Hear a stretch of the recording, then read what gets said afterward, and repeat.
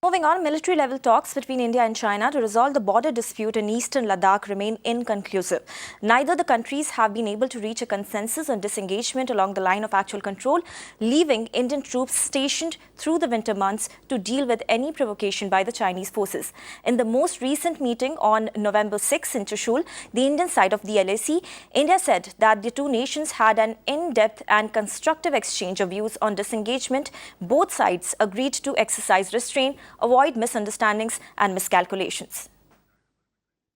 So this is the latest which is coming in from the Indian government. Remember, the 8th round of military talks in the Ladakh standoff with the Chinese PLA was candid, in-depth and constructive. That is what Indian Army has to say.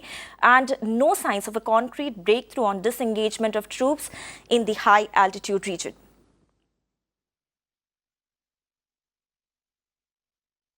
So in a joint statement earlier, the two armies said that it was agreed to earnestly implement the important consensus reached by the leaders of the two countries and ensure that the frontline troops exercise restraint and avoid misunderstanding and any kind of miscalculation. The statement released both in Beijing and New Delhi said that both sides agree to maintain dialogue and communication through military and diplomatic channels. Srinjoy is on the phone line to give more details on this. So Srinjoy, no definitive word on de-escalation or disengagement in this statement. Is it safe to assume that troops on both the sides are in for a long winter haul? For the fact that they're going to be there all winter, there is absolutely no doubt, because we know that the Chinese are building permanent and semi-permanent structures as part of their winter ability. That is in a number of areas, and it's very clear that both sides will have to stay there through the winter.